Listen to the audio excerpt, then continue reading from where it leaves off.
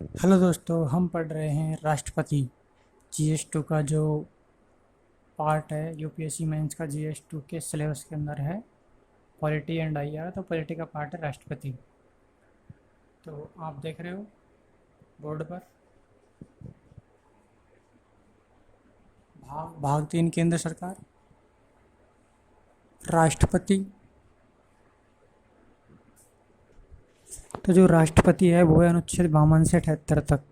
संघ की जो भाग 5 है, संविधान का भाग 5 के अनुच्छेद 52 से 78 तक में संघीय कार्यपालिका वर्णन है।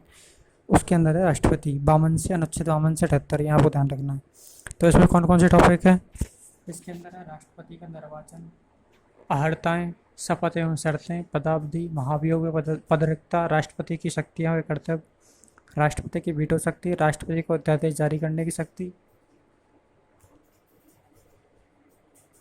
समाधान की शक्ति, संवैधानिक शक्ति।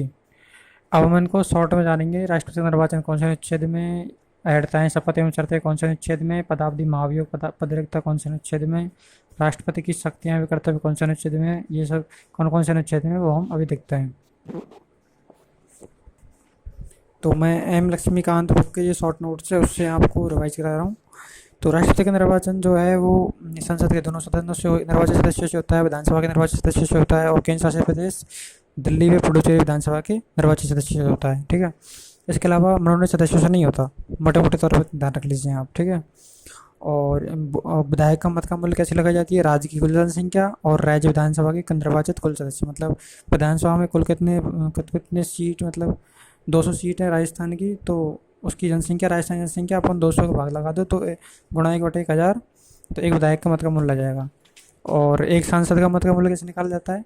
कि सभी राज्यों के विधायकों के मतों का कुल मूल्य अपॉन संसद के निर्वाचित सदस्यों की कुल सदस्य संख्या। संसद में कितने सदस्य बैठते हैं लोकसभा राज्यसभा में मिला के, तो उसका भाग लगा दो विधायकों के मतों के कुल मूल्य में, तो एक संसद सदस्य के मतों का मूल्य आ जाएगा। और जीतता कौन है राष्ट्रपति चुनाव को? और कुल जो मत पड़ते हैं उसमें 2 का भाग दे दो, और उससे एक ज़्यादा वोट जो ले लेता है वही जीत जाता है। तो अपने जो राष्ट्रपति रहे वो कौन? राजेंद्र प्रसाद। 2 बार तो राजेंद्र प्रसाद रहे हैं, 52-57 में तो स्टार्टिंग में, फिर 62 में डॉक्टर राधाकृष्णन, 67 में जाकिर हुसैन, 69 में डॉक्टर बीबी गिरी, 74 में फ़खरुद्दीन अली अहमद, 77 में संजीवनी Reddy, 82 Giani Zail, 87 R Venkataraman, 92 doctor Shankar Dayal, 97 K R. Narayanan, 2002 अब APJ अब्दुल कलाम, 2007 श्रीमती प्रतिमा पाटिल, 2012 प्रणब मुखर्जी।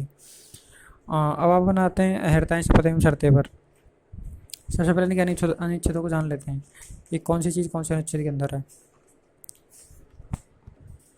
तो अनुच्छेद 52 के अंदर है भारत के राष्ट्रपति होगा। 53 में संघीय कार्यपालिका शक्ति, 54 में राष्ट्रपति का शासन, 55 में राष्ट्रपति के चुनाव का तरीका,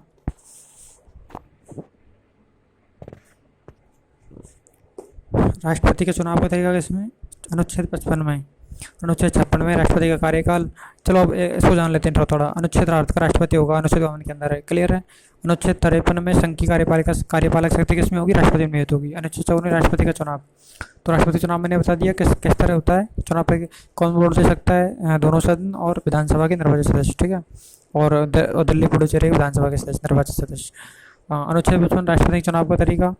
तो एक जो दो 1/2 भाग दिया जाता है, और विधायकों के मतों का मूल्य निर्वाचित सदस्य उसमें भाग लेते हैं, और मतदान से जो 1 वोट 2 का भाग देके +1 जो अचीव कर लेगा वो राष्ट्रीय चुनाव जीत जाएगा। अनुच्छेद 56 में राष्ट्रपति कार्यकाल कितना होता है? 5 वर्ष। अनुच्छेद 56 के अंदर क्या है? राष्ट्रपति का कार्यकाल। तो कितना कार्यकाल? 5 वर्ष। 57 में क्या है? पुनर्चुनाव के लिए लड़ता। 58 में क्या? राष्ट्रपति चुने जाने के लिए योग्यता होनी चाहिए? भारत का नागरिक होना चाहिए। 35 वर्ष प्लस होना चाहिए। लोकसभा का सदस्य निर्वाचित होने के लिए लोकसभा के सदस्य अहरित होना, मतलब उतनी एलिजिबिलिटी होनी चाहिए कि लोकसभा सदस्य चुना जा सके। और संघ सरकार अथवा किसी राज्य सरकार में किसी स्थानीय प्राधिकरण अथवा किसी राजनीतिक प्राधिकरण लाभ की पद पर न हो, एक वर्तमान राष्ट्रपति अथवा उपराष्ट्रपति किसी राज्य का राज्यपाल और संघ अथवा राज्य मंत्री किसी लाभ के पद पर नहीं माना जाता है। इस प्रकार राष्ट्रपति के पद के लिए रकम उम्मीदवार होता है। और 50 प्रस्तावक, 50 अनुरोध चाहिए, 15,000 रुपये जमानत राशि है। और राष्ट्रपति द्वारा शपथ प्रतिज्ञा, अनुसूचित शपथ क्या ली जाती है? श्रद्धापूर्वक राष्ट्रपति पद का कार्यपालन करूंगा, संविधान विधि का प्रतिरक्षण करूंगा, भारत की जनता की सेवा और कल्याण में करूंगा। उच्चतम न्यायालय के मुख्य न्यायाधीश और उसके अनुपस्थिति में वरिष्ठतम न्यायाधीश द्वारा राष्ट्रपति पद की शपथ दिलाई जाती है। तो राष्ट्रपति के लिए पद की शर्तें क्या हैं? कि मतलब उसको क्या क्या सुविधा दी जाएंगी, उसके लिए राष्ट्रपति भवन आवंटित होगा, कोई किराया नहीं देना होगा, उपलब्धि भत्ते पदावधि के दौरान कम नहीं किए जाएंगे, संसद द्वारा निर्धारित उपलब्धि भत्ते प्रशासित का प्राप्त होंगे, वह संसद के किसी भी सदन अथवा राज्य विधायिका का सदस्य नहीं होना चाहिए। यदि कोई ऐसा व्यक्ति राष्ट्रपति निर्वाचित होता है तो उसे पद ग्रहण करने से पूर्व सदस्यता का पत्र देना होगा। लोकसभा या राज्यसभा के सदस्य तो उसे वो छोड़ना पड़ेगा, और राष्ट्रपति के चुनाव वो जो वहाँ पे आते ही राष्ट्रपति के पद संभालते ही। तो ये हो गया। फिर आपने पदावधि, महाभियोग, पत्रकता। तो महाभियोग चलाया जा सकता है राष्ट्रपति पर, और संविधान का उल्लंघन करने पर 14 दिन का नोटिस देना होता है उससे पहले।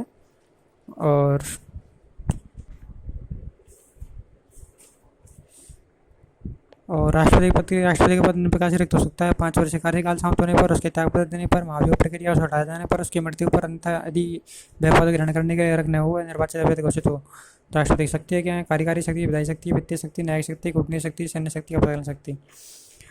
कार्यकारी शक्ति, उसमें जो राष्ट्रपति जो है दोनों सदनों का वो कर सकता है, दोनों सदनों की संयुक्त बैठक कर सकता है, और भारत सरकार के सभी शासन संबंधित कार्य उसके नाम पर किए जाते हैं। नियम बना सकता है, ऐसे नियम बना सकता है जिसमें केंद्र सरकार सहज रूप से कार्य कर सके तथा मंत्रियों को उक्त कार्य सहजता से वितरित हो सके। वह प्रधानमंत्री मंत्री की नियुक्ति करता है तथा वे उसकी प्रशासन कार्य करते हैं। वह महान्यायवादी की नियुक्ति करता है, उसके वेतन आदि निर्धारित करता है। महान्यायवादी राष्ट्रीय प्रशासन अपने पद पर कार्य करता है।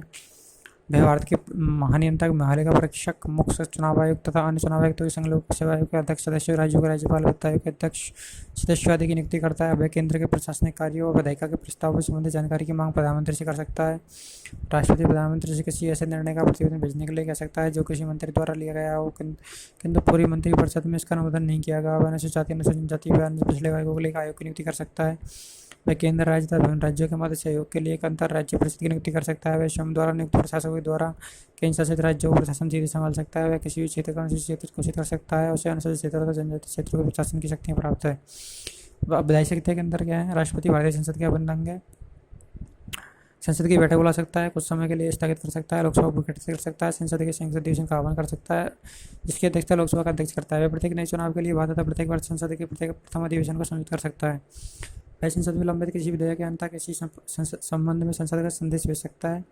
यदि लोकसभा के अध्यक्ष व उपाध्यक्ष दोनों के पद रिक्त हो तो वह लोकसभा के किसी भी सदस्य को रिक्त सौंप सकता है।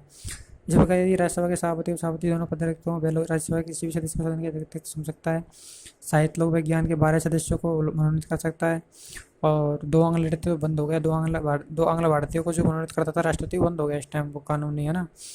तो वह चुनाव आयोग से परामर्श कर संसद सदस्य की नेता के प्रश्न पर निर्णय करता है। तो ये मोटी मोटी बातें हैं, को आप ज़्यादा गौरव मत करिए, मतलब इतनी डिटेल में जाने की ज़्यादा, आप वैसे ऑटोमेटिक आप समझ सकते हो क्या प्रधानमंत्री क्या क्या बताई सकते हैं हो सकती है ना।